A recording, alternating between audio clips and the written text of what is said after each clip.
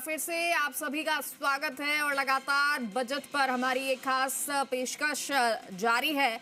और आज सुबह से ही हम लगातार आपको बता रहे हैं कि लोगों की क्या उम्मीदें, हालांकि जब बजट आ जाएगा तो आपको वो उम्मीदें कितनी, बजट जो है उम्मीदों पर कितना खरा उतरा है उस पर भी एनालिसिस करेंगे। लेकिन उससे पहले एक बार फिर से लोगों का रुख कर लेते हैं कि वो क्या कुछ चाह रहे हैं हर वर्ग के लिए। देख लिए, महिला हो या फिर किसान हो, युवा हो, हर किसी की अपनी उम्मीदें होती हैं, अपेक्षा होती है कि सरकार हमारे लिए ये सब करे और इससे राहत मिलेगी।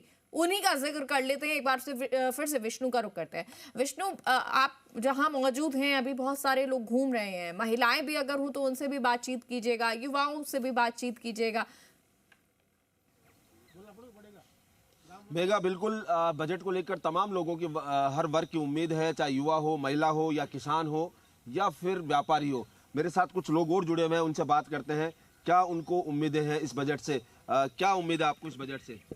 मैं सीए दिनेश जैन हूँ।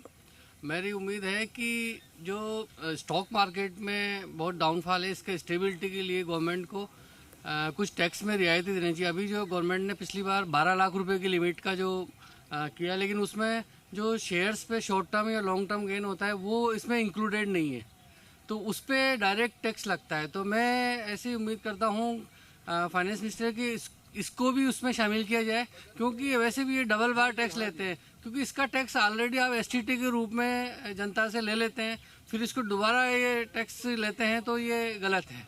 तो इस पर रिलीफ देना चाहिए। और इसके अलावा एफआईज को भी कुछ सपोर्ट करने के लिए कुछ टैक्स में रिलीफ देना चाहिए, ताकि बाहर से विदेश से पैसा आए तो देश में उन्नति हो और प्रोग्रेस हो।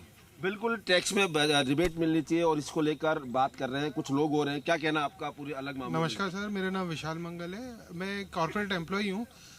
न्यू टैक्स रिजाइम में मेरा ये निवेदन है और सजेशन है कि न्यू टैक्स रिजाइम में थोड़ी सी डिडक्शंस और टैक्स रिलीफ कॉर्पोरेट एम्प्लॉयज़ के लिए बढ़ानी चाहिए।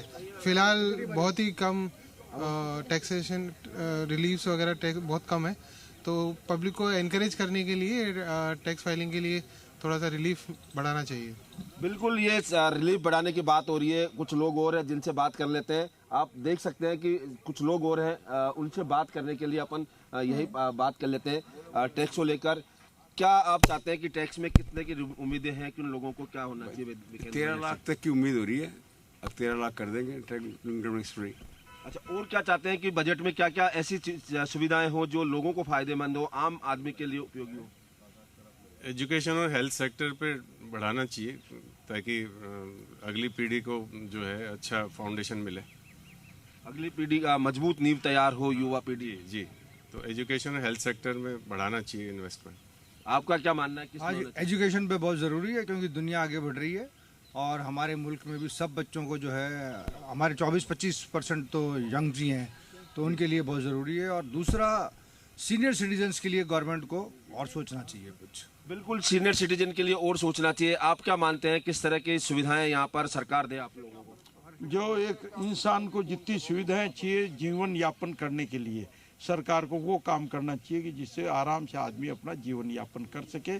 और बुजुर्ग जो है और सनातन जो अपने यहाँ पुरानी पद्धति है उसके अंदर है, बच्चों में उतने संस्कार इनको डेवलप करनी चाहिए हर स्कूलों में, जिससे बच्चे संस्कारवान बने और जिससे वो देश की तरक्की करें। आप क्या मानना है, आप क्या सोचते हैं? आरक्षण जो शिक्षा और चिकित्सा में जो है, आरक्षण खत्म करके जो जायज लोग हैं उनको आगे आना चाहिए। कम नंबर वालों को तो आप डॉक्टर बनाकर आगे भेज देते हैं, वो इलाज नहीं कर पाते हैं, और जो नंबरिंग वाले हैं, स्वर्ण वर्ग जो है वो उसमें नहीं आ पाता। इसलिए आरक्षण के पे विचार करना चाहिए, आरक्षण को खत्म किया जाए। इसके अलावा और जो इंफ्रास्ट्रक्चर है उसमें डेवलप होना चाहिए, सुविधाएं हैं वो और होनी चाहिए। ये तो बेसिक चीज़ें हैं जो हमारे मुल्क के अंदर में बहुत ज़्यादा लैक कर रही हैं। आज इतनी पॉपुलेशन बाहर जाती है और बाहर से जब लौट के आती है तो उनको बड़ा एकदम से वैसा लगता है कि हमारा मुल्क क्यों नहीं आगे बढ़ रहा है इन सब चीज़ों में। ये बेसिक मूलभूत सुविधाएं जैसे शुद्ध हवा और शुद्ध पानी, अगर ये दो चीज़ें ही कम कर दे तो हो सकता है सरकार का जो बजट है ऑन द हेल्थ इशू वो एकदम ड्रास्टिकली कम होकर आ जाए, नीचे आ जाए एकदम से। तो ये तो बहुत ही ज़रूरी है कि मूलभूत बेसिक सुविधाएं हिंदुस्तान में नहीं है और ये होना बहुत ज़रूरी है। जैसे हम देखते हैं कि पर्यटन के लिए लोग जाते हैं, जैसलमेर में लोग सड़कों पर सोते रहे, या और पहाड़ी इलाकों में बर्फ़ में फंसे हुए हैं। ये छोटी छोटी चीज़ें हैं, तो इनको ही अगर ठीक कर दे तो शायद जीवन बहुत अच्छा हो जाए। बिल्कुल, आपने देखा कि लोगों की उम्मीदें हैं कि किस तरह से जीवन इनका बेहतर हो और इसकी तमाम जो सुविधाएं वो यहाँ पर डेवलप अच्छा, एक चीज विष्णु, क्योंकि देखिए वैसे तो एनपीएस है, लेकिन पहले राजस्थान में जब विधानसभा चुनाव होने थे तब ओपीएस की बड़ी मांग उठी थी। क्या हालांकि अभी ऐसा उम्मीदें हैं भी, लोगों को चाहते भी हैं कि ओल्ड पेंशन स्कीम लागू हो जाए तो अच्छा है, राजस्थान में खास तौर पर उसको लेकर क्या कुछ उम्मीद करते हैं, या फिर इसमें एनपीएस में किसी तरह का कुछ बदलाव होना चाहिए, क्या कुछ उम्मीदें हैं? बिल्कुल, अभी जो हम लगातार लोगों से बात कर रहे हैं कि हर वर्ग की उम्मीदें अलग अलग है, चाहे महिलाएं हो, गृहिणियां हो, वो चाहते हैं कि रसोई का बजट कम हो, सुविधाएं जो हो, चाहे रसोई गैस सिलेंडर कम हो। इसके अलावा जो सैलरी वर्ग है उनकी अलग अपेक्षाएं हैं कि वो टैक्स स्लैब जो है वो यहाँ पर चेंज हो। लगातार जो लोग हैं वो यहाँ भ्रमण के लिए आए, वो उन सब तमाम लोगों की मांग भी है कि वो किस तरह से यहाँ बजट में उनको उम्मीदें मिले। कुछ लोग और उनसे और बात कर लेते हैं। बजट को लेकर आप क्या सोचते हैं, कितनी आपको राहत मिलनी चाहिए, क्या सुविधाएं मिलनी चाहिए? कुछ भी नहीं देगी सर सरकार ये। क्या कारण है आप लोगों को, क्या क्या उम्मीदें कुछ जो चाह रहे हैं? उम्मीद जो थी मर गई साहब, बिल्कुल नहीं देगी उम्मीद। आज तक दी गई अभी तक, उसने 12 लाख किए, उसने क्या किया, इधर से दिया उधर से निकाल दिए। क्या जी किसी को, क्या आम आदमी को कोई फायदा नहीं है। आप कर्मचारी हैं या व्यापारी हैं? क्या हम तो व्यापारी हैं। व्यापारी हैं तो जैसे टैरिफ लगाया 50%, उसके बाद चाहते हैं कि निर्यात बढ़े, तो उसके लिए क्या क्या और चाह रहे हैं आप लोग? टैरिफ क्या क्या लगा साहब, इसने यूके से इन्होंने कहा 110% गाड़ी पे लगता था, हमने 10% कर दिया। कौन सी रेंज रोवर कम हो गई? 1% कम नहीं हुई रेट।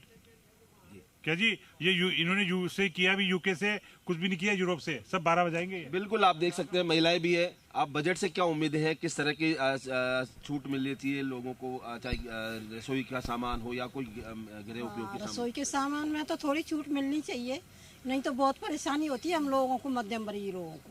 जी, किस तरीके से अपने ये कह सकते हैं कि तेल हो, गैस, रसोई गैस सिलेंडर हो, क्या क्या अपन उम्मीदें क्या क्या है लोगों? गैस पे तो उन्होंने दे रखी है वैसे, पर तब भी काफी उम्मीदें रखते हैं हम लोग।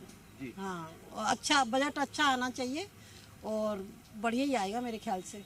बिल्कुल, बजट अच्छा आएगा, तमाम लोगों की उम्मीदें हैं कि बजट अच्छा आएगा, और इसी बात को उम्मीद है कि पिछले जो बजट थे उसको लेकर कुछ लोग और हैं, उनसे बात कर लेते हैं जो लगातार यहाँ पर वोट के लिए पहुँच रहे हैं। ये हर वर्ग जो है वो चाहता है कि उनको इस पूरे बजट से जो अलग अलग अपने अपने सेक्टर में छूट मिले, और यही वजह है कि कुछ इंफ्रास्ट्रक्चर डेवलपमेंट की बात करते हैं तो कुछ चिकित्सा सुविधा, अलग अलग जो उम्मीदें हैं लोगों की बनी हुई हैं, और कोई चाहता है, हर वर्ग अपने हिसाब से चाहता है। जो युवा है वो चाहता है कि उसके लिए कुछ होना चाहिए, सरकार को सोचना चाहिए, नौकरियां जो होती हैं बेसिकली वो और ज्यादा निकाली जाए। सरकारी नौकरियों से उम्मीद बड़ी होती है युवाओं को, और वो जब 2-2, 3-3 साल में आती है तो वो उम्मीदों पर पानी फिर जाता है, तो वो पानी नहीं फिरना चाहिए।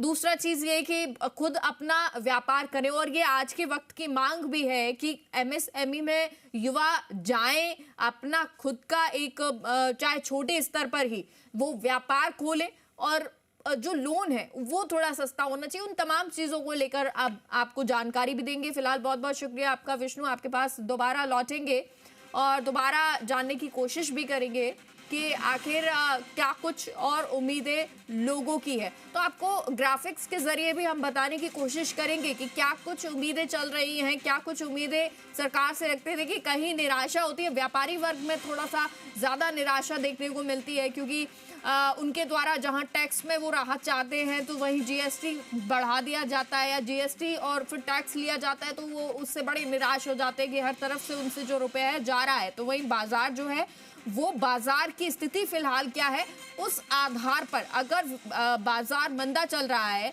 तब टैक्स भी जाना, जीएसटी भी जाना, तो व्यापारियों के लिए दोहरी मार हो जाती है।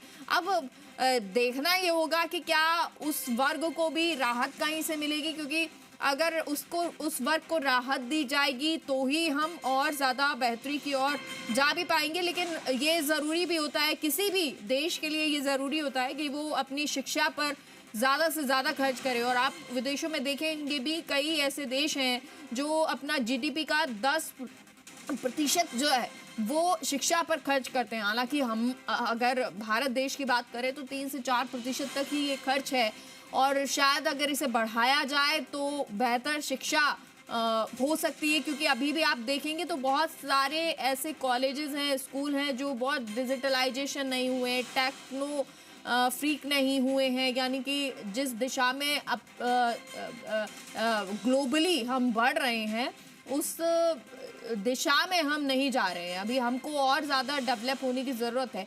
तो वो शिक्षा को अगर हम बढ़ावा देंगे, शिक्षा बेहतर करेंगे, फैसिलिटीज़ बेहतर करेंगे। अभी फैसिलिटीज़ हमारी जो आप कॉलेजेस में कहेंगे उतनी बेहतर नहीं है, तो अगर उसको बेहतर करेंगे तो और ज़्यादा अच्छा होगा। इसी तरह स्वास्थ्य की भी बात कर लीजिए, स्वास्थ्य में भी कुछ ऐसा ही है।